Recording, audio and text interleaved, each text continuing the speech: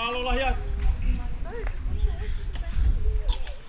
Kere tupu alo tu. Mas kau tauhi kolo. Kau maho kai ngalot. Ko tau ho tau langi. Mei te aho. Kaholo. Ai ho. Ia tarai paisen ia wafot. Kumaka seso tonga tau tain. Ko malo atu. Malo e faiva. Malo e fam eite. Leva balanga tadau atu. Malo atu e vai pekau tau i polo. Mai punakega, mai taulangi tua. Mai whanau. Pamalo lahi ono puke whailonga i koe tonga.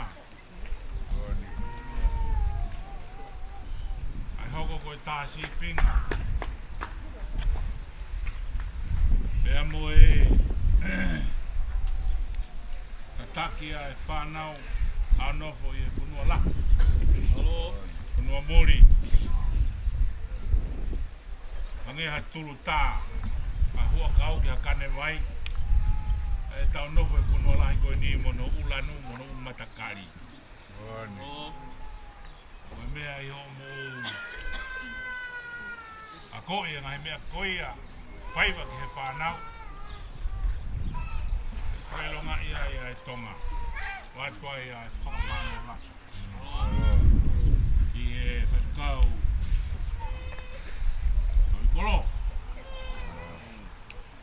Maangi mō toro e tau tai whanau. Ai pōpōpō whai. Peku o lava. Kongona ai kapiteni he ngai mea koe ni. Kiwi a ngai whanau e whakamano. Kore atu.